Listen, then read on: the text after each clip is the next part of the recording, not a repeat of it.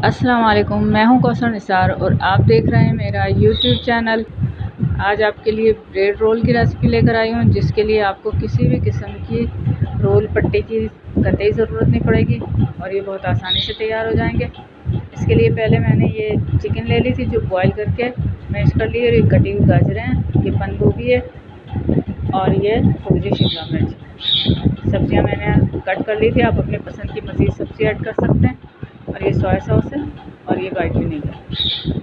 ये मैंने कढ़ाई में बिल्कुल थोड़ा सा ऑयल लिया है, तकरीबन 2 टीस्पून बस, और उसमें ये बॉयल किए हुई चिकन, जिसको मैंने नमक डाल के बॉयल कर लिया था, और ये कटी हुई सब्जियां शामिल कर दी हैं। और बस इसको बिल्कुल हल्का सा फ्राई करना है, पकाना बिल्कुल भी नहीं है, क्योंकि ये जब हम ब्रेड रोल में डालेंगे तो ये फ्राई होंगे ब्रेड रोल, उस वक्त भी पक जाती हैं। इसलिए इसको बिल्कुल भी गलाना नहीं है, मतलब जैसे कि ये बिल्कुल गल जाए या इसका हलवा सा बन जाए, ये नहीं करना है। अब इसमें मैंने हाफ़ टी स्पून नमक डाल दिया, और ये काली मिर्च पाउडर है, ये मैंने 1 टीस्पून डाली है।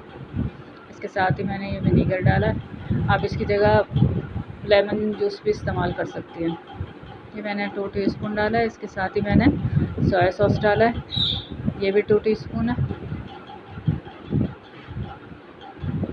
और इसके बाद मैंने इसको 3 से 4 मिनट तक फ्राई कर लिया, ताकि जो सब्जियों का पानी होता है वो थोड़ा सा खुश्क हो जाए, सब्जियां मतलब थोड़ी सी ड्राई सी हो जाएं।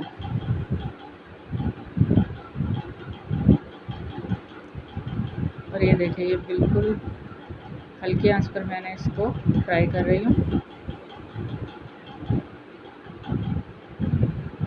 और बस ये तकरीबन मैंने फ्राई कर लिया। अब मैंने एक प्याली में 2 चम्मच मैदा लिया, और इसमें मैंने पानी डालकर इसको एक बिल्कुल पतला सा पेस्ट बना लिया।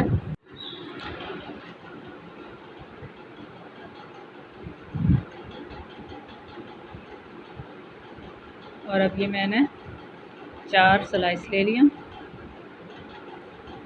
इसके मैंने किनारे काट लिए हैं।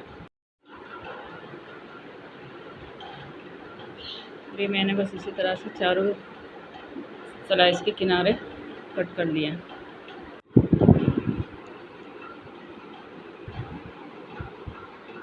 और अब ये मैंने एक स्लाइस लिया और इसको बेलन की मदद से बेल रही हूँ। जिस तरह से हम रोटी बेलते हैं, इसको ज़रा ज़ोर लगा के अच्छी तरह से बेलना है कि बिल्कुल पतली सी शेप में आ जाए, क्योंकि ब्रेड थोड़ी मोटे साइज़ की होती है। इसको बिल्कुल पतला सा कर लेना है। ये बहुत आसानी से तैयार हो जाता है रोल, क्योंकि इसमें हमें ज़्यादा मेहनत नहीं करनी पड़ती। रोल पट्टी वगैरह का भी मसला नहीं है कि बाज़ार से लाई जाए या घर में बनाई जाए।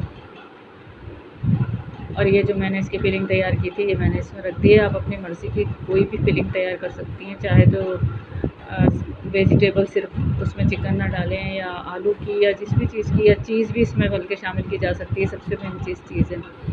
अच्छा, अब इसके किनारों पर मैंने वो मैदा का पेस्ट लगा लिया, और इसको बहुत टाइट हाथ से रोल कर लिया अच्छी तरह से। और इसके जो ये किनारे हैं, इस पर मैदा लगाकर वो मैदा का जो पेस्ट है इसको अच्छी तरह से सील कर लिया। दोनों साइड से इस तरह से ये किनारे बहुत अच्छी तरह से सील हो गए। इसी तरह से दूसरा मैंने तैयार कर लिया रोल।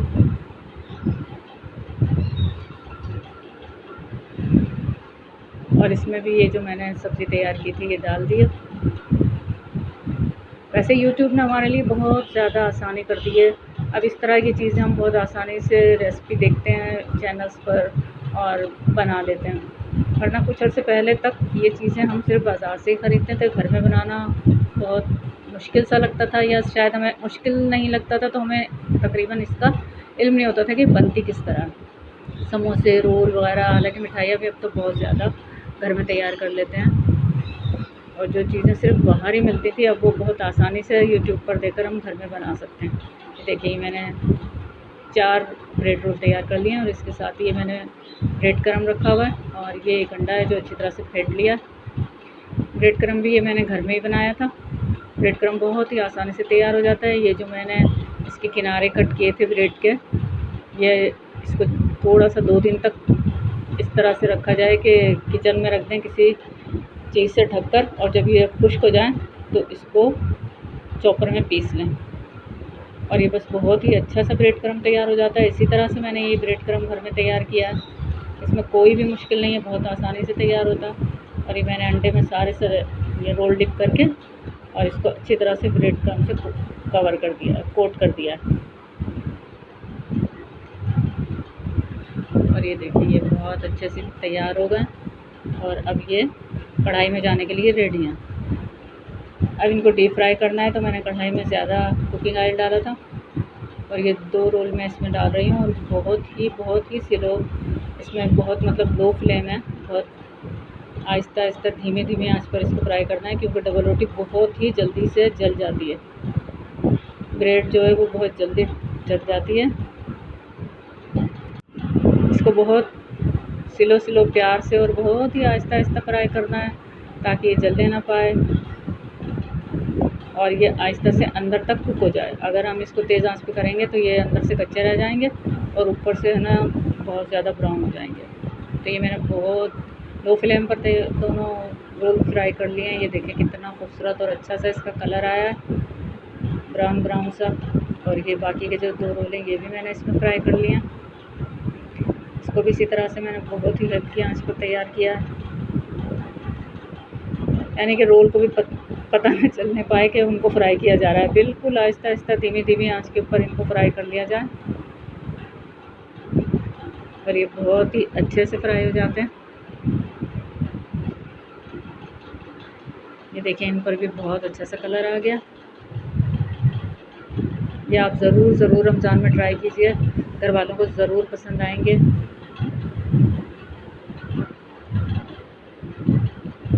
और ये भी ना तैयार हो चुके हैं और अब मैं इसको भी बस कढ़ाई से निकाल रही हूँ। बहुत अच्छा सा ब्राउन कलर आया है इसका। ये देखिए कितने अच्छे से फ्राई हुए हैं।